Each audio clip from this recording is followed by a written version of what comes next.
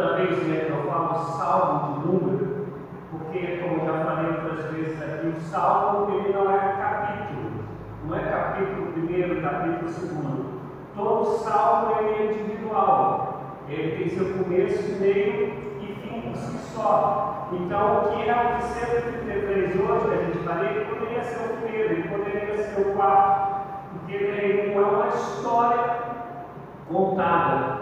E quando a Bíblia foi elaborada, né, foi organizada, procurava até pegar os salmos que falavam mais ou menos as mesmas coisas, que eles tinham conhecimento de si mais ou menos na mesma época, e colocá-los também mais ou menos nessa ordem. Mas salmo não é assim, a pessoa falou assim: vou escrever o capítulo primeiro e foi escrevendo até os 150. Não. Os salmos que foram escritos por pessoas diferentes que pegaram e colocaram aqui, e a gente hoje tem 150 salmos. Então o salmo que a gente vai estar lendo é o de número 133. Eu estou escrevendo aí bem devagarzinho um livro sobre unidade. Já falei para vocês, já tenho um livro escrito, mas que ainda não consegui publicar. E estou aí, inclusive, tem que puxar a orelha da filha do irmão Ismael, que ela ficou de fazer a correção do português para mim, né, do livro, e ela está me devendo isso. E eu estou escrevendo um segundo que fala sobre unidade. E é sobre isso que eu quero estar falando sobre unidade. Salmo 133 diz assim: como é bom e agradável quando os irmãos convivem em união. É como óleo precioso derramado sobre a cabeça, que desce pela barba, a barba de Arão, até a gola das suas vestes. É como o orvalho do irmão quando desce sobre os montes de Sião. Ali o Senhor concede a bênção da vida para sempre. Amém, amados?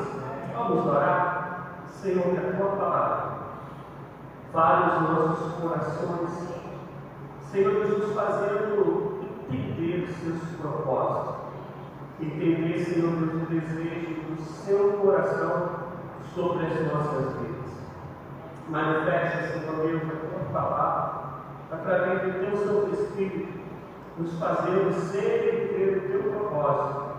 Eu peço que o Senhor me ajude a alcançar no coração dos irmãos, que eu tenha a sabedoria dos céus para falar de maneira que eles entendam, mas também que eu tenha unção para que o teu poder se manifeste sobre cada coração. Eu peço que assim seja em nome de Jesus. Amém.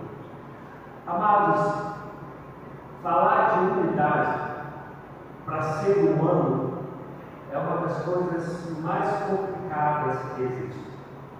Mas isso é tanto complicado, como ao mesmo tempo é tanto glorioso.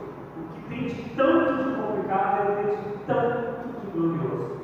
Todavia, depois que o homem caiu no pecado, a gente compreende que só o Espírito de Deus pode fazer com que a gente não somente deseje, como também a gente consiga viver em unidade. Nós aqui somos muito nessa manhã, né, dia de festa, dia de chuva, e tudo se torna motivo, né, pela manhã. Mas ainda os que estamos aqui, nós vamos separar para a gente distribuir uma ficha para ser preenchida e a gente falar sobre os nossos gostos, os nossos sonhos, a maneira como nós fomos criados, falar de como a gente vê a vida, de qual cor que a gente gosta mais, de qual roupa que a gente gosta mais, de qual tipo, né, para as mulheres, de homens que sempre idealizaram, dos homens falando das mulheres. Nós vamos ver que a gente vai ser diferente em muitas coisas. E aqueles que são casados há bastante tempo sabem que mesmo casados há tanto tempo, a gente até hoje tem bastante diferenças, inclusive às vezes a gente se surpreende ainda com as diferenças. Por quê? Porque às vezes a gente vai mudando, né, com o tempo. Coisa que a gente gostava, a gente deixa de gostar. Coisa que a gente não gostava, a gente passa a gostar. e você pegar essas diferenças todas e dizer que nós, mesmo nas diferenças, temos que ser uniformes na comunhão e no propósito, isto é, fazer com que a diferença não seja indiferença no relacionamento, é muito complicado. Por quê? Porque querer ser um com alguém que é diferente da gente é a gente ter a consciência que a gente vai ter que negar muitas das vezes coisas nossas para que o outro se encaixe também na gente, como o outro também vai ter que negar coisas dele para que a gente se encaixe na vida dele. E quando eu falo negar, eu não estou dizendo que a nossa personalidade ela vai mudar. Não, eu estou dizendo que a gente vai abrir oportunidades para o outro encaixar na nossa vida, para o outro ser um com a gente. E eu vou pegar de novo o exemplo do casamento. A gente, eu não sei quem tem mais tempo, se é irmão Irineu e Marinei, se é irmão Ismael e Cremilda. Mas no tempo que todos dois têm com certeza muito tempo nessa caminhada, a gente vai ver que a gente não se anulou para poder o outro encaixar na nossa vida, mas a gente vai saber o que é essencial, o que é prioridade e o que não é. Vou dar um exemplo assim pouco. Poxa, o irmão Irineu gosta de fazer chapinha no cabelo, o Carlão dele, depois ele não veio, né? Ele veio com o chapéu dele, ele falou assim: é por causa da chuva no meu cabelo. Ele gosta da chapinha, mas a irmã Marilene não gosta. E aí a chapinha não é algo essencial. O irmão Irineu vai abrir mão da chapinha para poder agradar a irmã Marilene. Mas pode ser que um dia ele vire para a irmã Marilene e diga: irmã Marilene, amada, hoje deixa só hoje eu fazer chapinha. E a irmã Marilene vai dizer: poxa, tanto tempo que ele não faz, agora é minha vez de ceder para ele. Isto é, nós não abrimos mão do que nós somos, mas nós aprendemos a ceder naquilo que a gente precisa ceder para que o outro encaixe em nós. E viver assim não é fácil, porque nós somos, de maneira geral, por causa do pecado, nós somos em muitos casos individualistas, em muitos casos nós somos egocêntricos, em muitos casos nós pensamos em nós primeiro, e quiçá na terceira ou quarta vez a gente vai pensar no outro. E pegar isso, esse exemplo que eu estou trazendo de marido e mulher, mas trazer isso para um grupo de gente que Deus fala que somos irmãos em Cristo, e fazer com que a gente queira fazer isso na vida da fé, é muito complicado, porque normalmente nós não queremos. Todavia, quando a gente não quer, é sinal que a gente não entendeu o que é o Evangelho, é sinal que a gente não entendeu o que é ser cristão.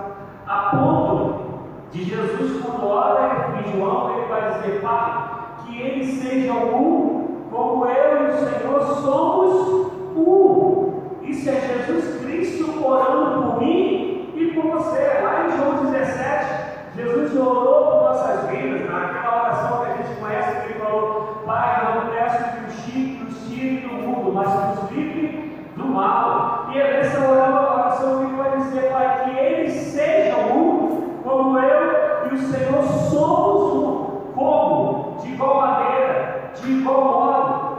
E aí, quando Jesus fala isso, ele sabe que ele nos criou de maneira diferente. Ele sabe que ele nos criou com gostos diferentes, que nós na nossa vida vamos ter criações diferentes. A criação da irmã Jaci está muito longe de ser a criação do Guilherme, né? A diferença de tempo e espaço, ela é enorme, mas Jesus sabia disso tudo e disse: eu sei que é possível, porque eu vou ajudar vocês a se amarem. Se vocês deixarem, eu vou capacitar vocês a se amarem a ponto de que vocês sejam um. Quando nós vamos pegar Gênesis 11, eu já falei dessa passagem algumas vezes, no capítulo 11, versículos 5 e 6, no capítulo 5 está lá o povo ter construído a Torre de Babel, e fala, a expressão bíblica é que o Senhor desceu para ver a obra que o povo estava fazendo.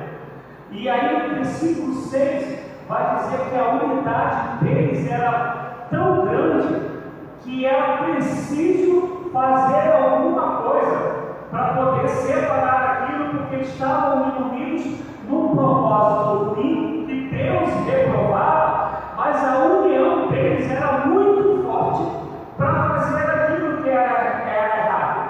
Então a gente conhece a história, Deus vai e reparte línguas diferentes para que aquela união não pudesse acontecer. Preste atenção, até o nosso adversário conhece o poder da unidade. Quando a gente vai ler em Mateus 12, se eu não me engano, é versículo 35 ou 25, vai dizer que o reino dividido não subsiste. Que lá fala o seguinte: Jesus fala, se Satanás expulsa Satanás pelo próprio Satanás, se expulsa por Beelzebul, ele vai dizer que esse reino vai dividir. Preste atenção, por favor, nessa fala. Satanás deseja que nós vivamos divididos, sem união, mas ele mesmo não quer viver em desunião. Ele quer que as coisas aconteçam de maneira unidas, coordenadas, para que o propósito dele, que é impedir que eu e você sejamos salvos, aconteça. Então, quer dizer, até o nosso adversário, ele conhece o poder da unidade, o poder da união. E a gente que diz que é de Cristo, que encontrou o amor em Cristo Jesus, raramente a gente luta para viver unido. Preste atenção, amados, vou repetir o que eu falei no começo.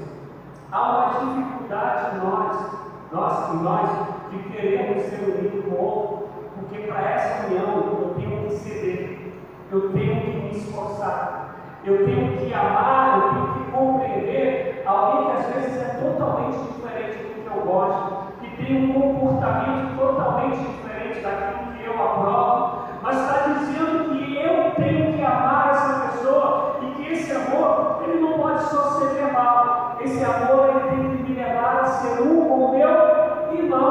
Tem uma música antiga cristã que fala que Deus quer que eu e você, acho que era Fernando, sejamos um. Mais ou menos assim, esqueçamos todas as nossas diferenças e sejamos um. E quando diz ser um, repito, não está falando que sejamos iguais, mas está dizendo que no propósito nós vamos ser um. Qual é o maior propósito de Deus? Amor. Dentro desse amor, qual é o maior propósito?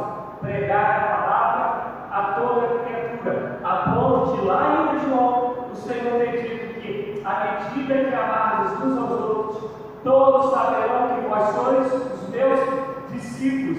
E esse amor não é a gente aqui, o outro lá no Acre, a gente aqui, o outro lá na China. Não, ele está falando do amor da comunhão. À medida que é povo lá fora, vê como a gente é unido, como a gente está junto em tudo e junto contigo, mas está no mesmo lugar, está unido. Todos saberão que somos discípulos do Senhor. E eu falei tudo isso, você deve estar falando, mas foi o salmo. Eu preciso primeiro te contextualizar no salmo. Nós vamos lembrar que quando o povo sai lá no Egito, criam-se 12 tribos. E essas tribos elas vão tendo um só líder, Moisés, Josué, e eles vão adentrando na terra para buscar a terra prometida. Quando a gente chega no livro de Juízes, né, Tiago? Quando a gente chega lá no livro de Juízes, a gente vai lembrar que o povo começa a se enveredar pela idolatria, pelo costume dos outros povos. Há coisas que nós não sabemos, por isso que eu disse que a pregação ainda tem muita cara de estudo, que eu quero que vocês entendam todo esse processo. As tribos, elas ficaram tão distantes uma da outra, tão separadas uma da outra, que às vezes para você sair de uma tribo e ir na terra da outra tribo, você tinha que pagar impostos. Impostos eram cobrados para um e para o outro. E os costumes que eles foram aderindo começaram a ser costumes diferentes do que Deus tinha estabelecido. Aí Deus vinha, levantava um juiz, e eles se arrependiam, e daqui a pouco, passado um tempo, eles voltavam à mesma prática. Deus levantava outro juiz que a gente sabe, Gideão, Sansão, Débora, e por aí vai. E foi esse processo o tempo todo. Até que quando a gente chega no último juiz, que também tem esse papel de sacerdote, de profeta, que é Samuel. Na época de Samuel, esse pessoal fala que quer ter um rei, porque os outros povos tinham um rei, então eles também queriam ter um rei.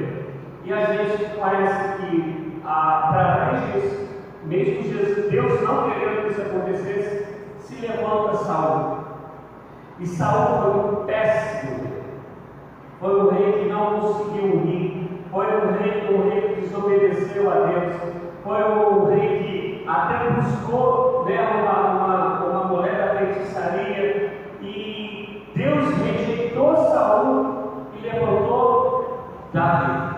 Quando Deus levanta Davi, Deus usa Davi de maneira poderosa. Davi foi um homem que foi realmente, como a gente lê a Bíblia dizer, um homem segundo o coração de Deus, apesar dos seus pecados, mas era um homem sempre que se arrependia e buscava fazer a vontade de Deus.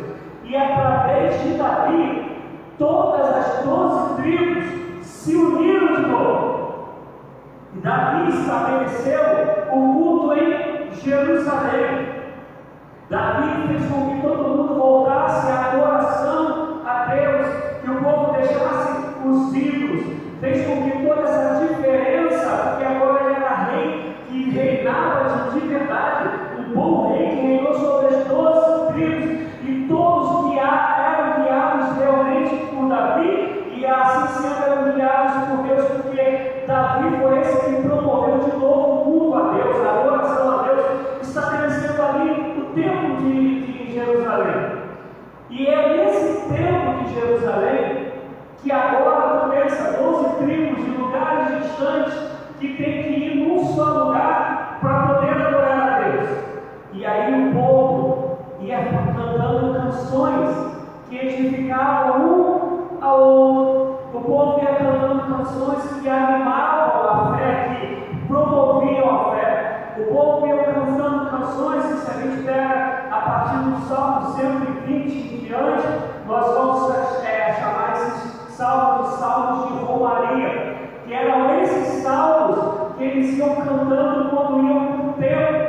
E é dentro desses salmos que está o salmo de número 133, que onde eles estão cantando sobre a unidade que eles estavam vivendo. Vamos conseguir entender? Porque agora não há mais divisão em tribo, agora todo o povo é um povo só, agora todo mundo adora ao mesmo Deus. E eles caminhando por esse lugar de adoração, eles iam cantando, eles iam louvando a Deus. Cânticos eram criados, e dentro desse cântico eles vão cantar esse cântico da unidade. É como se eles olhassem para trás e dissessem: olha, na época de Saul, nós não vivíamos isso. Era luta o tempo todo, guerra o tempo todo, às vezes entre nós. Era um cobrando imposto do próprio irmão, do próprio povo de Deus. Mas agora nós somos um. E nessa alegria de serem um, ele começa a dizer: quão bom e agradável quando os irmãos convivem em união. Preste atenção, eles estão olhando para trás, eles sabem o que é viver sem união. Eles sabem como Deus se afasta deles quando eles estão desunidos. Eles sabem de todas as brigas, as guerras, de todas as dificuldades. Eles sabem que quando estão desunidos, o exército inimigo vem contra eles e destrói. Lembra da história de Gideão? Que eles plantavam e vinham os filisteus e pegavam tudo que eles tinham plantado. É quando Deus levanta Gideão. Eles têm o conhecimento de que viver sem união é dar lugar para o adversário, é dar brecha para o inimigo, é afastar a presença de Deus, é viver com dores. Amados, nós podemos falar isso até dentro da nossa casa. Todo mundo sabe como é bacana quando uma família está unida. E todo mundo sabe quais são as dores e os sofrimentos de uma família que não está unida.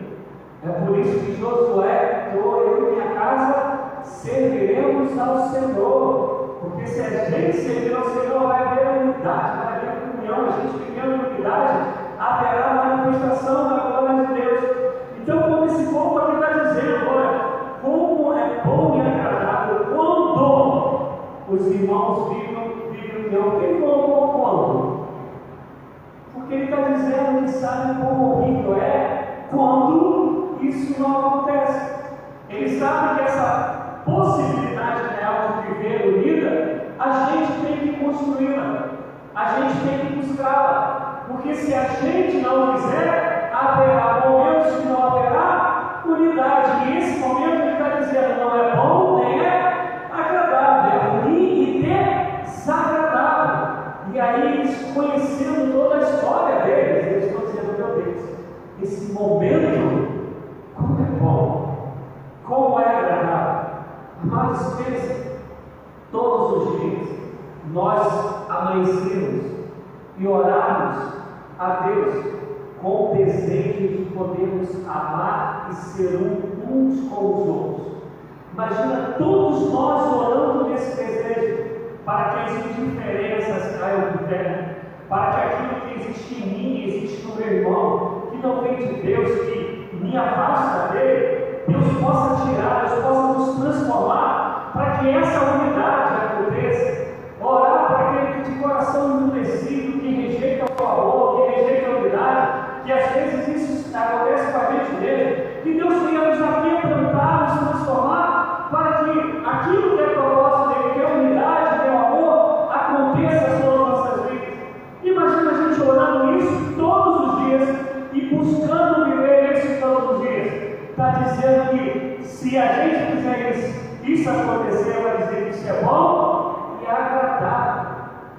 Eu não vou perguntar, mas vou perguntar: quantas vezes você amanheceu e falou: Senhor, me ensina a ser um com o meu irmão, ajuda o meu irmão a ser um comigo? Quantas vezes? Porque não é normalmente uma preocupação nossa. Aqueles que são diferentes, aqueles que às vezes acha que não está numa mesma espiritualidade que a gente, aquele que às vezes ainda não tem um caráter segundo Deus, a nossa inclinação é falar mal dessa pessoa, é querer se distanciar dessa pessoa, é recriminar essa pessoa. Raramente a gente tem desejo: Senhor, transforma a minha vida para que eu aprenda a amar essa pessoa e ser um com ela, e transforme essa vida para que ela tenha o caráter do Senhor, para que ela deixe que o Senhor a molde. Amém, amados? Estão me entendendo em nome de Jesus? A gente normalmente não tem essa oração. A gente vai contar no dedo em qualquer igreja que seja. Quem tem essa busca de orar para que eu possa ser um com meu irmão e meu irmão possa ser um comigo. Quando eu, enquanto cristão, enquanto pastor, eu encontro alguém que às vezes quer ser pedra de tropeço no caminho, minha primeira coisa é: Deus sabe que essa pessoa me ensina a amar essa pessoa. Peço a Deus para me ensinar a amar e falo mesmo para Deus: Senhor, se eu tenho os teus erros e essa pessoa tem os dela, então nos transforma, para que nos tornemos aquilo que o Senhor espera que nós nos tornemos. Se a pessoa vai permitir que isso aconteça ou não, eu já não posso garantir, mas eu sei que a oração do justo pode muito em seus efeitos. Eu sei que eu posso, de alguma maneira, ser um exemplo para ela. Você já reparou que quando você abraça alguém que às vezes não está satisfeito contigo, não aprova o teu jeito de ser, você já reparou que quando você vai abraçar essa pessoa, ela fica sem jeito, ela fica constrangida, mas ela vai ter que ficar para encontrar o amor de Deus na nossa vida. Ela vai ter que ficar, ela vai ter que entender que apesar do caminho errado que ela está tomando, do mau costume que ela tem, ela vai encontrar Deus em mim, e que esse Deus em mim possa transformar a vida dela, que ela possa ir para casa com o caraminhola dizendo, mas como Ele ainda me abraça, como ela ainda me vê, sabendo o que eu faço, sabendo o que eu sou, e que isso sirva para que a manifestação da graça de Deus a transforme, ou o transforme, para que tal pessoa seja um comigo. Porque isso é bom e agradável. E aí ele continua, é como óleo precioso derramado sobre a cabeça. Amados, esse óleo que ele está falando aqui, que ele está falando do sacerdote, ele está falando de Arão. Esse óleo aqui, ele era feito com 4 especiarias, caras pra caramba a dessa. Era uma coisa assim, difícil de encontrar, eram coisas raras. E aí ele está falando que esse óleo aqui, que era o óleo usado para ungir os sacerdotes, ele era usado, e aí a gente entraria na discussão de óleo, que a gente tem umas inclinações aí com os olhos, e a gente faz isso por não entender o texto, que esse óleo aqui era um óleo diferente, usado para ungir os sacerdotes, que Deus deu a ordem quando o povo saiu do Egito, e que estava levantando os sacerdotes e os levitas. Esse óleo, ele era caro demais, mas muito caro. E aí ele está falando que esse óleo, que essa unidade, essa comunhão, o sermos um de verdade, é como um óleo precioso. E esse precioso a gente pode levar para muitas áreas. Eu consigo estar no coração do salmista Davi, quando ele escreveu isso. Mas uma das coisas, eu tenho certeza, é algo valioso demais a unidade.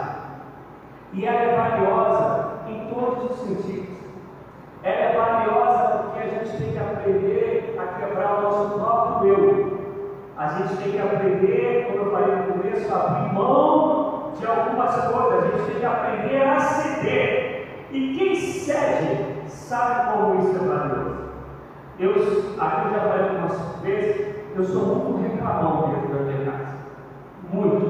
Se deixa a luz acesa, eu reclamo. Se deixa o ventilador ligado, sem ninguém, eu já falo, as Gasparzinho está cheio de frio lá ainda. O ventilador está lá ligado, as Gasparzinho está com frio. E eu estou me policiando para não ser mais assim. Eu estou tentando, e hoje dentro do banho, eu estava me analisando, eu estou tendo algum progresso, estou tendo alguma melhora, estou nem reprovando, mas eu estou tendo que sim. A gente tem uma inclinação muito grande para reclamar, mas a gente tem que fazer um esforço, porque há reclamações que de fato elas são válidas, mas há reclamações que elas, e eu falo por mim, elas só servem para tumultuar o ambiente, elas só servem para desagregar e não para unir. Então, até no reclamar, eu tenho que saber, essa reclamação ela vai trazer melhoria, essa reclamação ela vale a pena, essa reclamação ela vai edificar. Eu lembro do pastor dizendo que ele tinha pouco tempo de casado, e ele e a esposa dele estão discutindo, e ele fala, tem convicção que era de coisa boa, porque nem eu nem ela lembramos do que foi até hoje.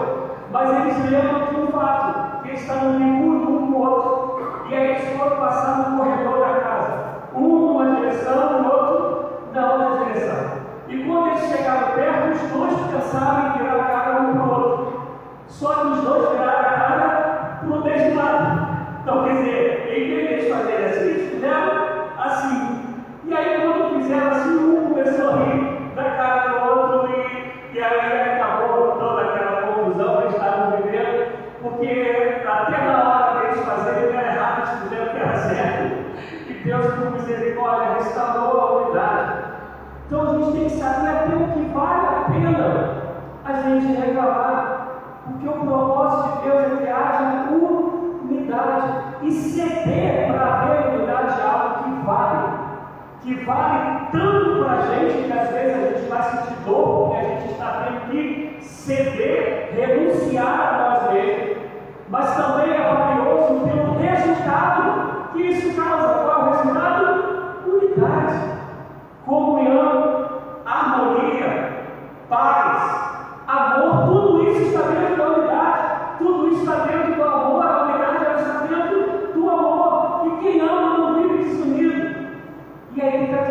esse óleo ele é precioso. Outra coisa que está falando que ele é derramado sobre a cabeça que é a orla. Eu vou primeiro falar da orla. Quando a gente fala da orla, a primeira coisa que a maioria de nós pensa é que está falando aqui da parte de cima, né, da gola. Mas não é. Essa orla aqui era a costura que era feita lá perto dos pés, lá no final da túnica do sacerdote. O que ele está dizendo? Que esse óleo ele desce sobre o corpo todo, até aos pés. O que a Bíblia fala? Nós somos corpo de Cristo. E olha que tremendo que Davi não tinha lido Paulo. E Paulo vai falar que nós somos corpo de Cristo. Mas Davi está escrevendo que essa unidade do membro braço da cabeça da Cristo, mas do braço da perna, da orelha, do nariz, isso tudo unido.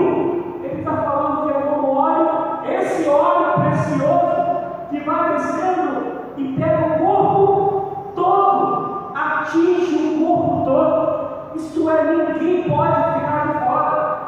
Ninguém pode. A unidade ela tem que ser uma realidade para a vida de todo cristão. O cristão que não busca a unidade, ele não entendeu o Evangelho. O Evangelho ele não entendeu.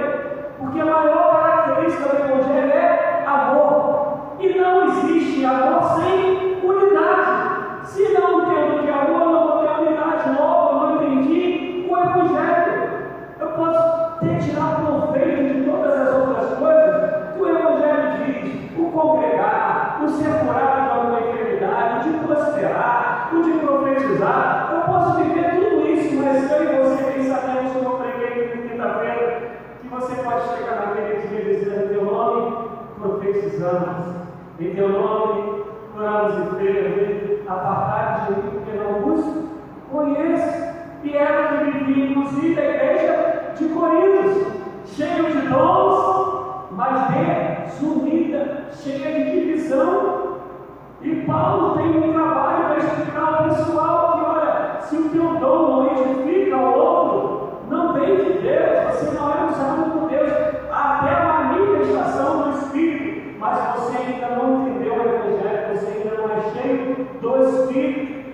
E se a gente lembrar, quando a gente vai falar do fruto do Espírito, a primeira coisa que vem lá é o amor. Quando a gente vai falar sobre dons espirituais, Paulo gasta o capítulo todo, o capítulo 13 de 1 Coríntios, falando sobre o quê? Amor. E se é amor, tem que haver unidade.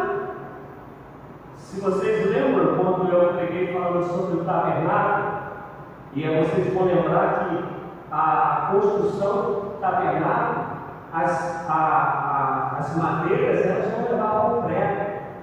Naquela época, Deus já tinha dado as diretrizes, o grande aí falando como aí o pessoal de uma seita fala, né? O grande arquiteto tinha dado tudo como era para fazer, era tudo encaixe, para dizer que eu e você precisamos estar encaixados uns nos outros. Não é com prego, não é na marra, não, é de coração aberto. Os querubins da arca, eles não eram dois feitos separadamente. Os querubins, eles tinham que ser uma peça só. Isso é um querubim olhando para o outro, mas era uma peça só. O artífice teve que fazer uma peça só, onde ficava um querubim de frente para o outro, para dizer que quando a glória de Deus se manifesta, não há divisão, nós somos um só. Isso é desde sempre. Isso só muda através do pecado, que a gente vai lembrar que Adão e Eva eram um só e conversavam com Deus o tempo todo, sendo um só. O pecado que nos afastou, mas se Deus perdoou os nossos pecados, se nascemos de novo, como está em João 3, está dizendo que somos um só corpo, membros do mesmo corpo. Então tem que haver unidade, porque o próprio adversário não quer que o reino dele se divida. Porque se dividir, se Jesus não subsiste. E aí ele está falando que esse óleo é sobre todos. E a outra coisa que eu disse no começo que só Deus pode fazer, esse óleo ele não vem do lado primeiro. Ele não vem de baixo. O óleo ele vem de cima. É da cabeça até os pés. Só quem pode nos capacitar para isso, só quem pode nos dar essa unção, só quem pode nos dar essa graça é o Senhor. Só que nós também sabemos que não é por força nem por violência. Lembra quando eu falei da junção lá do tabernáculo? Não é por prego, não é por parafuso, é um encaixe, algo natural. Isto é, eu e você devemos desejar isso, devemos querer que isso seja uma realidade. Se a gente presta atenção em Mateus 18, quando vai falar sobre o perdão, e a gente ficou aqui um tempão, né, mais de um mês falando sobre o perdão, se a gente vai ler Mateus 18, ele vai dizer: olha, tenta uma vez com o irmão, tenta 2 vezes com o irmão, tenta 3 vezes. Se ele não quis liberar o perdão, o considere, faz como publicando. O que ele está dizendo lá, se você quer no estudo? Não está dizendo que a gente vai rejeitá-lo. A gente só não vai olhar para ele mais como um cristão, como um irmão. A gente vai ter que olhar para ele como alguém que precisa se converter. Isto é, se ele não entendeu que tem que liberar perdão, se ele não entendeu que tem que perdoar, se ele não entendeu que tem que haver a comunhão, é sinal que ele não se converteu, é sinal que ele não entendeu o Evangelho. Então olha para ele agora com misericórdia, como alguém que precisa se converter, como alguém que precisa nascer de novo. Isto é, eu olho para ele e vejo que ele não é um cristão. Todavia eu vou olhar para ele como alguém que precisa nascer de novo. Eu não vou jogar fora, eu não vou botar para longe, eu vou continuar vivendo, orando e entregando o Evangelho para ele, porque eu desejo do Senhor que ele seja salvo, e sendo salvo ele seja um comigo. Amém, irmãos? Aí eu vou abrir um parênteses aqui rapidinho e vou ser repetitivo em algo que você já me ouviu falar algumas vezes. São poucas as pessoas que eu ouço pregando o Evangelho. Dentro de tantos que tem aí hoje, são poucas. Às vezes, quando aparece alguém novo, eu tenho até dificuldade de parar o meu tempo que eu já ouço alguém que eu sei que vai fazer algo bom, que é como eu creio, para poder ouvir outro. Mas às vezes, né, a gente tem que ouvir o que outros estão pregando aí para a gente saber o que está sendo dito. Eu não preciso me responder, mas quantas vezes você viu pregação sobre unidade? Nas pregações atuais. Se você for nas pregações antigas, John Wesley, Spurgeon, Moody, esse pessoal da antiga, Billy Graham, você até vai encontrar, hoje ainda tem uns irmãos Dias Lopes, Augusto Nicodemos, mas você vai contar no tempo. Por isso que eu digo que a gente vê tantas igrejas cheias e pouca manifestação do amor e da glória de Deus, porque normalmente na igreja hoje ela virou céu e servos. Cada um entra para ser servido. Antes de vir para cá, eu estava, fui falar com a Rita, né? Rita, está chovendo, eu preciso de caramba. E porque aí não dava para mim de moto, né? E a Rita não veio porque ela estava no enxaqueca. E aí chegou um videozinho para mim. Uma irmã que eu não conheço, mas parece ser famosa, mas eu não conheço. E ela estava dizendo que em tudo quanto é lugar que ela tem ido, ela falou: olha, eu vou em muitas denominações diferentes, de teologias diferentes, de lugares diferentes, e uma coisa é a mesma em todos os lugares. As pessoas, ela da área de música, pelo que eu entendi, que eu não vi o vídeo todo, eu assisti o vídeo todo, que ela falou: as pessoas que vão ao culto, elas não vão para elas adorarem, elas vão para se servirem, elas não entendem que elas estão sentadas numa igreja para poder adorar a Deus, para poder prestar culto a Deus. Elas querem chegar lá e receberem aquilo que ela veio buscar. Ela não entende que ela está cultuando a Deus, ela está adorando a Deus. A consciência do Evangelho hoje, digo eu, é essa: eu vou lá para poder receber, eu vou lá para poder ganhar, eu não vou lá pelo prazer de dizer, roubando, alados,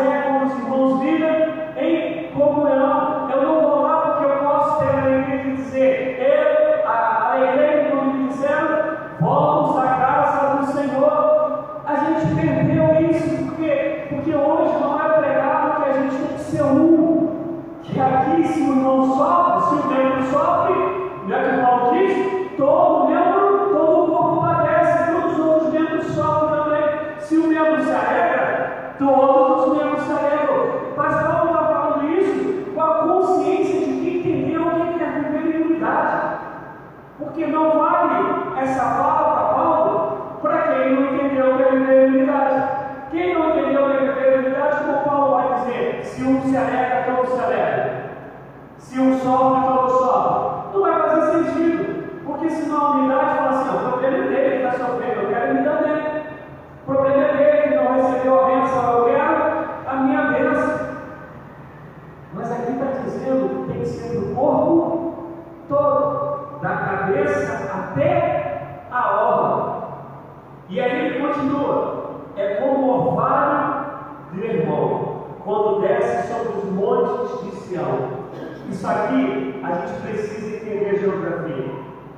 A gente foi missionário no Peru, eu e minha família, e lá a gente sabe que o monte, me ajuda a lembrar o nome, que eu esqueci do morro lá, é o Everest? Não, vai descer, Cordilheira dos Andes. A Cordilheira dos Andes ela é meio parecida. Por quê? Porque é muito alto e é muito frio, faz neve, e essa neve, quando ela vai derretendo, ela vai formando frio. E o Peru quase todo ele bebe da água que vem da Cordilheira dos Andes. Inclusive nós parávamos em Lima, já no final, a gente estava morando em Lima. Lima é um deserto. É uma cidade construída no deserto, não chove em Lima. Se lá chover, acaba a cidade. Você vai lá nos shoppings, eles são abertos, porque lá não chove. E a água que eles usam é essa água que vem da Cordilheira de Céu, lá de baixo, e vem ajudando, vem saciando a sede, vem ajudando a plantação de todo mundo que ele passa. E ele está falando, é isso que acontece com o Monte Hermon. O Monte Hermon, ele está lá. E aí a água dele, quando a derrete a geleira, é essa água que vai saciando, que vai fazendo com que haja vida no caminho. Só que ele fala do Hermon e depois ele fala do Monte Sião. O Monte Sião e o Monte Hermon estão longe demais. São situações muito, quase a gente falando aqui de norte e sul de Espírito Santo. Por que ele fala de dois montes longe? Por que, gente? Porque no reinado de Davi havia unidade. Mesmo estando longe, havia unidade, não há mais separação. Aí ele está dizendo que essa unidade é como o orvalho que desce no irmão, e é como o orvalho do irmão quando desce sobre os montes de Sião. Ele está dizendo que essa unidade ela provoca vida em todos os lugares. Ela provoca a abundância, ela provoca refrigério em todos os lugares, independentemente de onde a gente vai. E aí eu quero abrir um parênteses aqui. Quando as mulheres aqui foram lá em Linhares, e eu só não lembro qual foi o dia, não sei se era o dia das mulheres, que foram lá na igreja, se eu não me engano, foi na igreja de Interlagos, que você estava no Rio, e quando isso aconteceu, todas as notícias que eu recebi era da unidade que houve nesse encontro das mulheres, era da comunhão que houve nesse encontro das mulheres.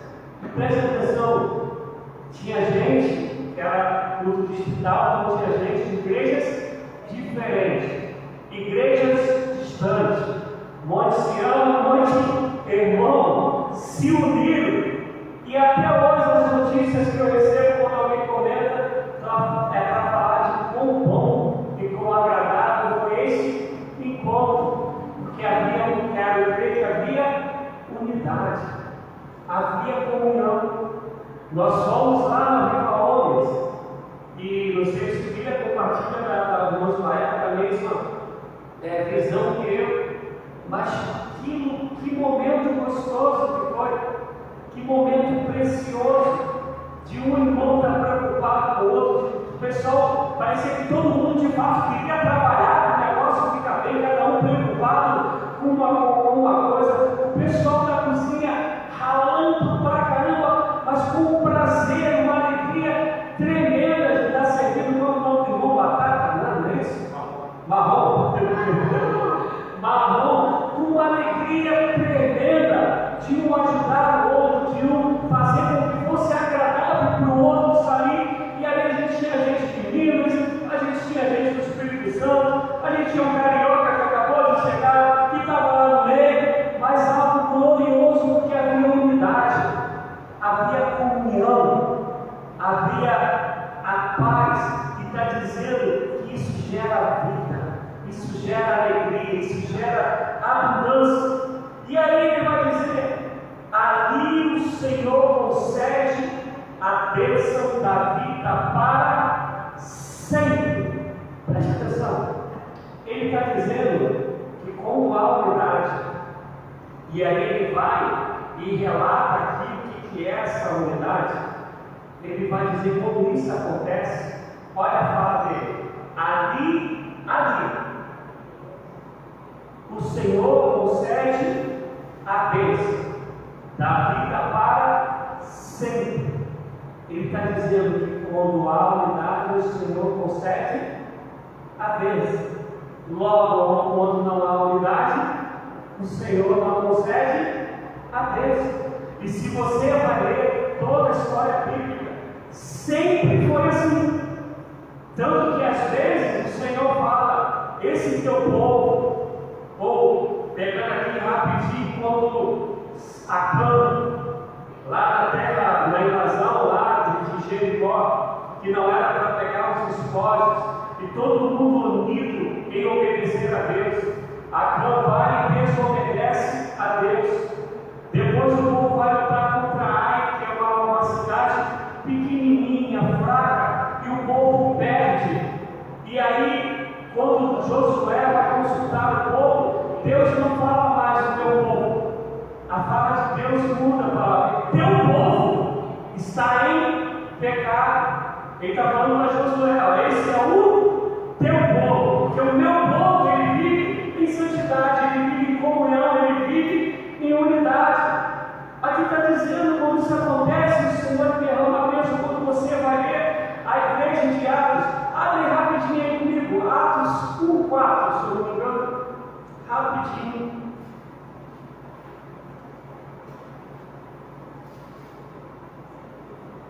Ou é 1:4 ou é 1:14, mas eu já acho aqui que fala. Atos.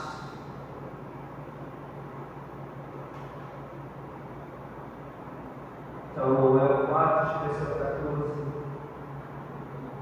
o 14. Todos eles se reuniam sempre em oração com as mulheres, inclusive a Maria, a mãe de Jesus, e com os irmãos deles. Eles se reuniam sempre em oração. Havia um só propósito. Então, se há um só propósito, o que havia? Unidade. Para que eles se reuniam? Em oração. Inclusive, que aqui era algo raro naquela época, as mulheres, abra ainda em Atos 4.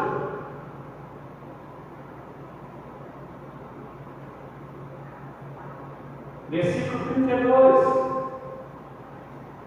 Da multidão dos que creram, um era a mente e um o coração.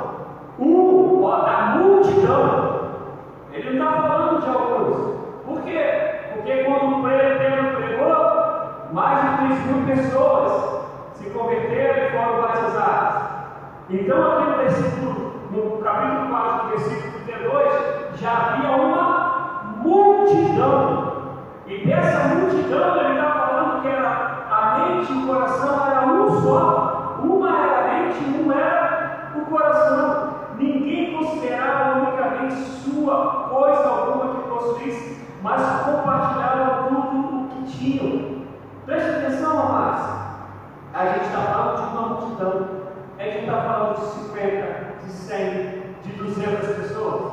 A gente está falando de uma multidão. Eles aqui eram pessoas individuais.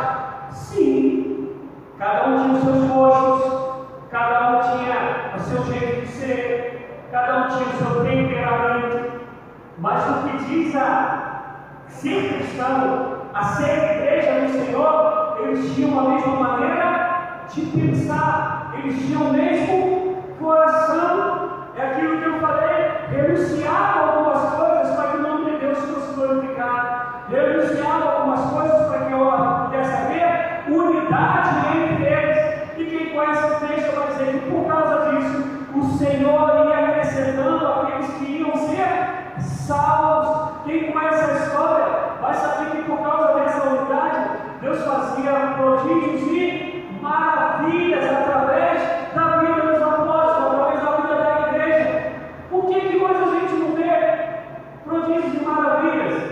Eu não tenho dúvida, porque nos falta amor, falta amor, nos falta unidade. Porque Deus não vai querer dar glória àquilo que Ele reprova. Não vai. Ao contrário, Ele tem o prazer de manifestar a glória quando o povo está vivendo o projeto dele, vivendo os propósitos deles. Eu já preguei aqui, eu falei sobre o avivamento da Rua Azul. Um monte de cristão, cada um está dentro de uma denominação. E aí vivia uma indiferença entre eles, a ponto de encontrar a culto de um, o outro que tinha uma teologia diferente, vinha para frente para poder ficar recriminando o que estava fazendo. Até que um dia o Conde Cisindorf prega sobre amor, há uma manifestação de Deus, o povo se arrepende poderosamente e Deus manifesta a sua glória de maneira tremenda e o povo é levantado para fazer missões, uma igreja, uma torre de oração erguida e dura 100 anos, 24 horas, o povo orando incessantemente, passando de geração em geração. Mas quando isso aconteceu? Quando houve unidade, quando o amor foi uma realidade. Por isso que o salmista está falando que quando há unidade, o Senhor derrama, o Senhor decreta a sua bênção de vida para sempre. Não adianta a gente pensar a igreja cheia se não houver unidade. Igreja cheia sem unidade é um pouco de crente.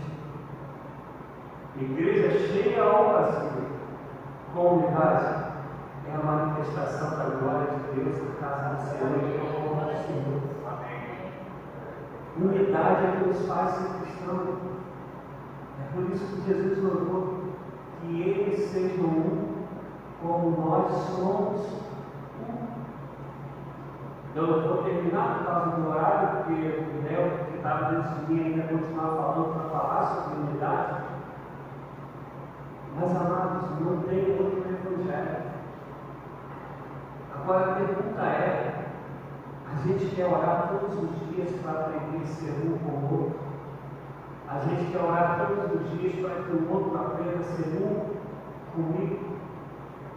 Como nós lemos, era uma multidão. Às vezes um poderia gostar de carne e o outro não. Um poderia gostar de acordar cedo e o outro não. Um poderia gostar mais do sol e o outro do frio. Com certeza esses gostos haviam entre eles. Havia solteiro, havia casado, havia com pouco filho, com muito filho. Mas está dizendo que independente disso, o que teria a ver com o ser cristão, conviver para o propósito de Deus, conviver em amor, está dizendo que era uma mente e um só o coração. E por isso Deus acrescentava todos os dias aqueles que iam ser salvos. E eu tenho falado sobre a nossa casa, sobre família.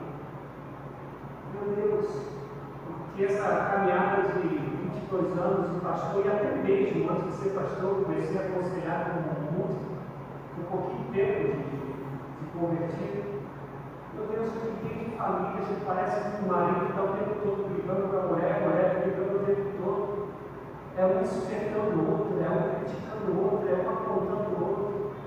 É entre pais e filhos, muitas das vezes filhos e pais. Como vai haver a manifestação da glória de Deus se eu o tempo todo estou recriminando a lição, estou apontando na lição? Se ao mesmo tempo se ela também está fazendo igual comigo, como vai haver a manifestação da glória de Deus? E a unidade era tão forte que no casamento Deus falou que não seriam mais dois, mas seriam uma só carne. A unidade sempre esteve no coração de Deus, porque a gente crê no Deus Trino, amém? Pai, Filho e Espírito Santo. Unidade é a característica de Deus, do nosso Senhor. E por ser essa característica, ele pega homem e mulher e falou: como nós somos um, eles também vão ser um, marido e mulher. E depois ele vai dizer que o desejo dele é que a igreja dele seja uma no sentido de unidade. No sentido de sermos únicos, mas sermos unidos. E às vezes a gente casa e não entende isso. Tem prazer da gente de um machucar o outro, de um desfazer do outro, de só ver defeito, raramente elogia, raramente entende que ele é diferente de mim, que ela é diferente de mim, e nessas diferenças um vai tentar melhorar o outro. Lembra que eu falei da crítica? A crítica é ela tem que ser feita, mas a própria Bíblia Paulo vai dizer: aquele que exorte em amor. Não é para diminuir, não é para desmerecer, é para ajudar o outro a enxergar. Mas ao mesmo tempo eu tenho que entender se é essencial. Ou será que a minha crítica não é ela que está certa, é ele que está certo, o problema está em mim? Eu que estou errado, eu não consigo enxergar isso, eu olho para o defeito do outro. Porque só vivendo com essa preocupação, com esse desejo, é que a gente vai conseguir ser. Que a gente vai melhorar todos os dias e a gente vai ser instrumento para que o outro melhore. Agora, a igreja do Senhor quer ter essa preocupação, quer ter esse caminhar de orar todos os dias para que Deus nos ensine a sermos um, para aquele que é diferente da gente, que pensa diferente da gente e tem muitas das vezes um comportamento que a gente reprova. Eu sou muito apaixonado por Jesus, mas uma das tantas coisas que eu aprendo com Jesus, para mim é uma que mais assim, talvez não a que mais, mas com certeza está na lista que mais me chama a atenção, é o comportamento dele com Judas. Jesus sabia quem era Judas, ele sabia que Judas estava prestes a fazer. Mas lá na última Páscoa, no dia que é estabelecida a ceia, Judas está sentado com ele, está à mesa com ele. Ele não expulsa Judas, ele não rejeita Judas, ele deixa Judas participar da minha cabeça, na minha. Sempre no coração de Jesus havia o desejo de Judas se arrependesse. Ah, pastor, mas tinha que ter um traidor. Tá bom, mas Pedro negou 3 vezes e se arrependeu e foi transformado. A gente sempre diz Tomé, duvidou, mas foi transformado. Quizá Judas poderia ter negado e depois vinha a memória todo esse amor de Deus. Então, essa investida de Jesus de não rejeitar nunca, a fim de que Judas pudesse ser um com ele. Para ser um com ele, tem que ser um com o próximo. E eu quero terminar dizendo: preste atenção. Deus nos chama para sermos um com ele. Mas ele diz que nós só somos um com eles e somos uns com os outros. E ele deseja tanto isso que João vai dizer: se nós dizemos que amamos a Deus a quem não vemos, e amamos e não amamos o nosso irmão a quem vemos, nós somos mentirosos. Isso é tão forte que Deus, que deseja que a gente seja um, se fez homem para habitar no meio de um homem cheio de defeitos e de falhas, e ensinar a esses homens como é sempre buscar ser um com o outro. E hoje ele enviou o Espírito para que através do Espírito Santo de Deus em nós possamos olhar um nos olhos do outro e encontrarmos Jesus no outro, a ponto de a gente aprender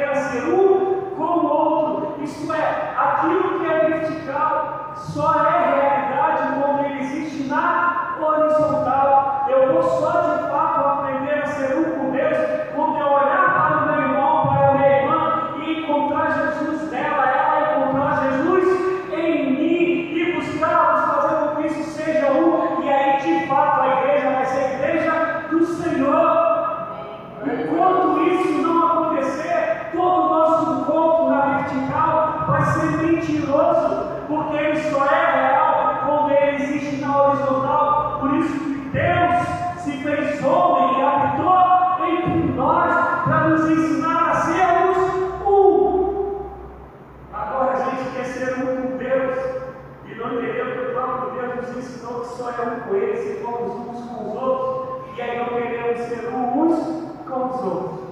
Mas o salmista nos ensinou que quando há unidade, as bênçãos do Senhor vêm sobre nós e geram vida para sempre. Que o Senhor alcance os corações de vocês e promova você. Amém. Que o Espírito Santo de Deus promova em vocês, em cada um de nós, esse desejo de termos uma vida, de orarmos para sermos um, porque isso é uma luta espiritual, isso vem de Deus, vem de cima para baixo, é da cabeça até os pés, mas essa busca é minha e sua, e meu desejo é que a gente busque, que o Espírito Santo nos leve a isso. Amém?